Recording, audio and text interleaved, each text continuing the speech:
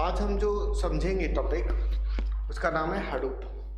Hadoop के बारे में पहले बेसिक चीज़ आप ये समझें कि अगर आप कोई भी प्रोग्रामिंग करते हैं, कोई भी सॉफ्टवेयर डेवलप करते हैं और अगर आप डेली लाइफ की भी आप अपनी बात करते हैं तो नॉर्मली जो भी हमारे सॉफ्टवेयर होते हैं उसमें हमें डेटा को स्टोर करना पड़ता है। जब हम डेटा को स्टोर करना चाहते हैं तो उस डेटा को स्टोर करने के लिए हमें कोई ना कोई मेमोरी स्पेस की ज़रूरत पड़ती है और वो जो मेमोरी स्पेस है वो हम हमारे डिवाइस के अंदर भी रख सकते हैं।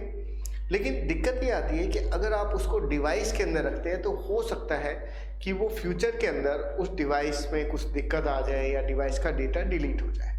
तो उससे बचने के लिए हम लोग सर्वर पर हमारे डेटा को स्टोर रखते हैं। जैसे कि आपने गूगल ड्राइव यूज किया होगा, ये एक तरह से क्लाउड कंप्यूटिंग का तरीका है। तो हडूप क्या है? हडूप भी वही तरीका है कि आखिर हम किस प्रकार से हमारे डेटा को अलग अलग जगह पे स्टोर कर सकते हैं। तो उसको स्टोर करने के क्या तरीके हैं, क्या क्या हम लोग उसमें कंसेप्ट यूज करते हैं, उसके क्या बेनिफिट है, वो हम लोग डिस्कस करेंगे। तो पहली चीज़ कुछ पॉइंट है जो मैं आपको समझा रहा हूँ। पहली चीज़, ये एक ओपन सोर्स है। ओपन सोर्स के बारे में मैं आपको कई बार बता चुका हूँ। जो सोर्स हमारे पास में एनी टाइम अवेलेबल रहता है, जिसकी कोडिंग अवेलेबल रहती है, जिनके चार्जेस नहीं होते, वो एक क्या कहलाता है? ओपन सोर्स कहलाता है। इसी तरह से ये कौन से प्लेटफॉर्म का यूज करता है? ये यूज करता है जावा का। तो जावा के द्वारा ये क्या करेगा? आपका काम करता है, प्रोग्रामिंग के अंदर यूज करता है। नेक्स्ट चीज़ होती है डिस्ट्रीब्यूटेड प्रोसेसिंग। डिस्ट्रीब्यूटेड प्रोसेसिंग का मतलब हमारा जो भी डेटा है वो हम लोग आपस में क्या कर सकते हैं? शेयर कर सकते हैं। तो ये हमारा क्या कहलाता है? डिस्ट्रीब्यूटेड प्रोसेसिंग कहलाती है।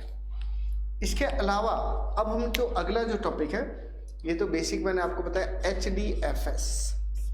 HDFS का मतलब होता है Hadoop distributed file system. Hadoop distributed file system मतलब क्या हुआ? इसके बारे में अगर आप पॉइंट की बात करें तो पहली बात तो ये हुआ कि ये एक गूगल के ऊपर जैसे अपने फाइल सिस्टम होते हैं, हमारा डेटा जो होता है वो कैसे स्टोर रहता है? एक फोल्डर, उसके अंदर फिर फोल्डर हो गया, उसके अंदर अलग अलग प्रकार की क्या होती है? फाइल्स रहती है। तो ये हमारा क्या कहलाता है?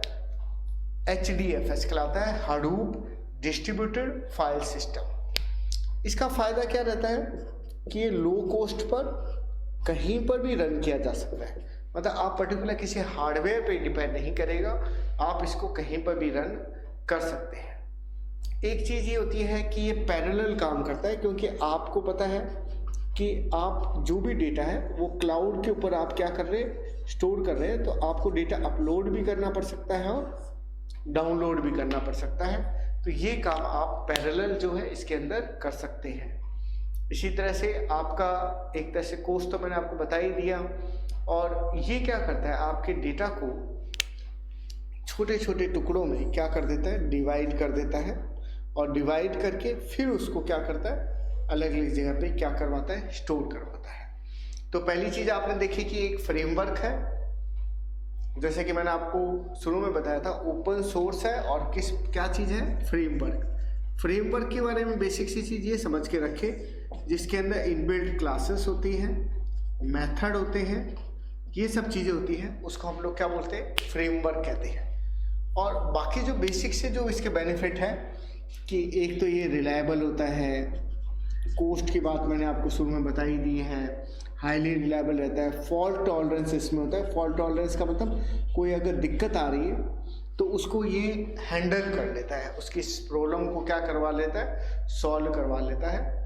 आप डायनेमिकली काम करते हैं, मतलब ऐड और रिमूव का कोई काम है तो आपको जैसी ज़रूरत पड़ रही है वैसे काम आप उसके अंदर कर सकते हैं। ऐड भी कर सकते हैं और रिमूव भी कर सकते हैं। कुछ कमांड है जो आपकी यान में भी काम आएगी, यहाँ पर भी आप लिख सकते हैं। कमांड क्या है? जैसे आपने लिखा ls लिस्ट बताएगा आपको।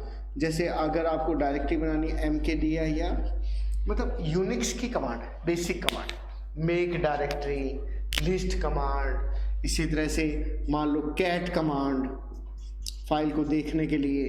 अगर किसी फाइल को बना रहे हैं या उसको देख रहे हैं तब हम कैट कमांड यूज करते हैं। डिस्क का यूजेस कितना हो रहा है, DU डिस्क यूजेस कमांड। इसी तरह से ये सब कमांड्स हैं जो कि हम लोग कहाँ पढ़ते हैं, लाइनक्स के अंदर पढ़ते हैं। और ये जो कमांड है ये हम यार्न के अंदर भी शामिल कर सकते हैं। जैसे किसी फाइल को डिलीट करना हो तो रिमूव फाइल हो गया, रीनेम करना है तो रीनेम कमांड हो जाएगी, और कॉपी करना है तो CP कमांड हो जाएगी, तो वो कॉपी कमांड हो जाएगी। तो ये कुछ बेसिक सी कमांड है जो हम लोग लाइनक्स में यूज़ करते हैं। किसी को परमिशन देना हो तो chmod कमांड हो जाएगी, ऑथेंटिकेशन देना हो कि भाई तू पढ़ सकता है या कोई फाइल को लिख सकता है, ये सब चीज़ें आ जाएगी। ये तो हमने पढ़ा बेसिक सा आइडिया। अब एक टॉपिक है मैप रिड्यूस। हडूप के अंदर एक टॉपिक है मैप और रिड्यूस। मैप रिड्यूस को समझने से पहले आप इसके कुछ पॉइंट हैं जो कॉमन ही है, क्योंकि हडूप का ही पार्ट है। एक तो ये फ्रेमवर्क है, मैक्सिमम डेटा को हैंडल कर सकता है। मतलब डेटा अगर आप हैंडल करवाना चाहे तो आप ज़्यादा से ज़्यादा डेटा को क्या करवा सकते हैं, इसमें हैंडल करवा सकते हैं। पैरेलल रन करता है, डिस्ट्रीब्यूटेड इसमें सेटिंग पाई जाती है, जावा का यूज करता है।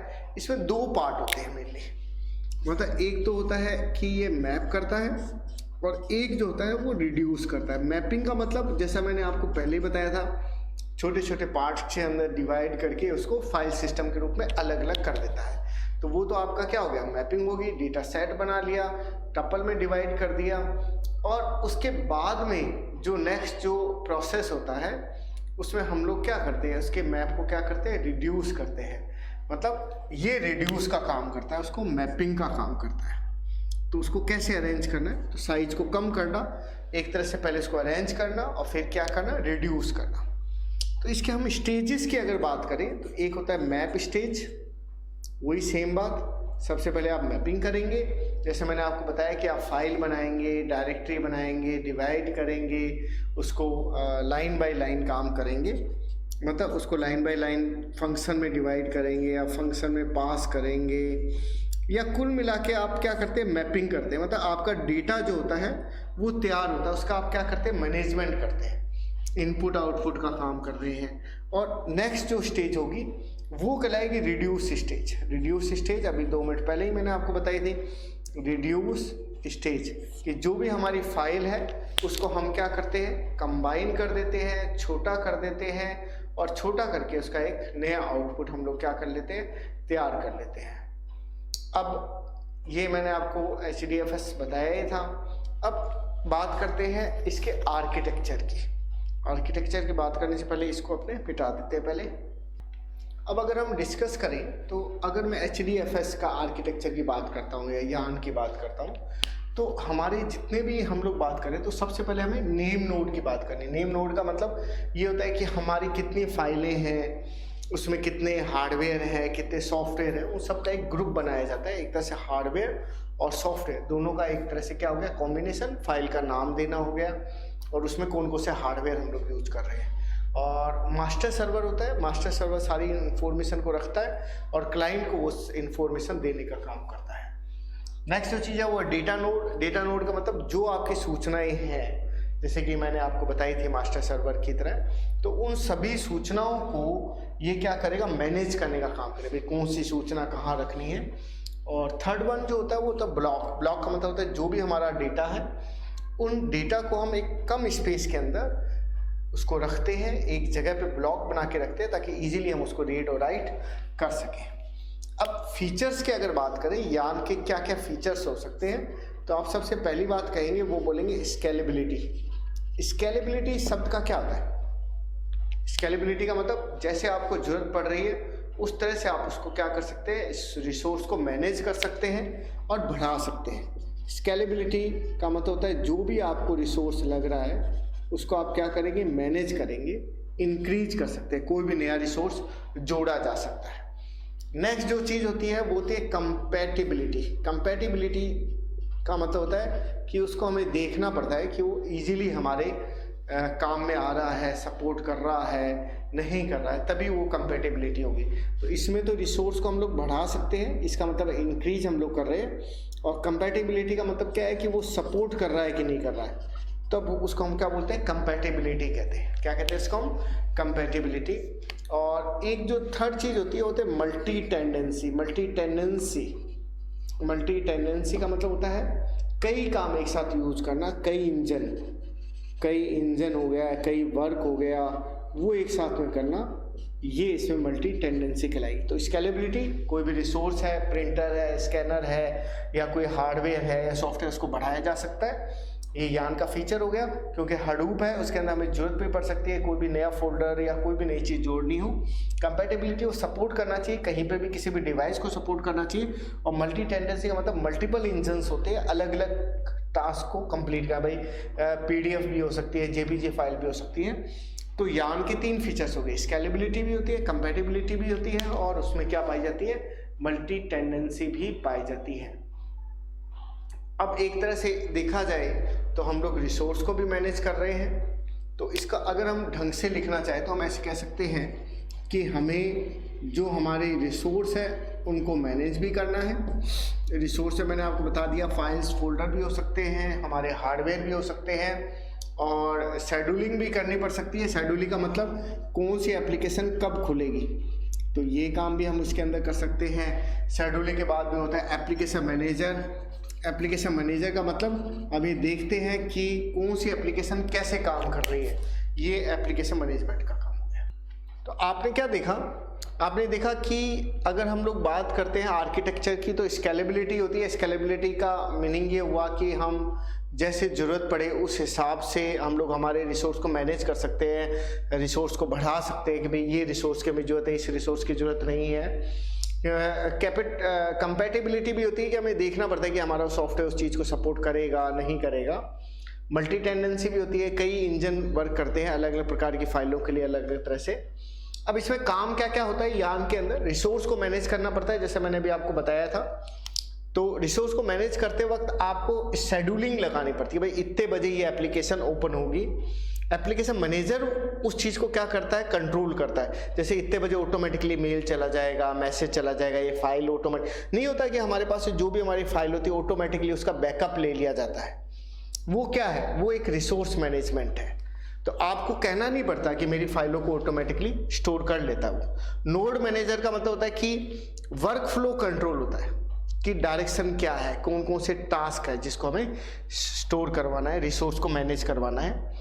एप्लीकेशन मास्टर का मतलब एक एप्लीकेशन ऐसी होती है जो मास्टर की तरह काम करती है, वो सारे एप्लीकेशन को एक सिंगल जॉब के अंदर शामिल कर लेती है। जैसे मान लो ड्रॉप बॉक्स है तो उसकी एक सिंगल एप्लीकेशन होगी, गूगल ड्राइव है तो उसकी एक सिंगल एप्लीकेशन, सारी चीज़ों को एक जगह पे हैंडल करती है।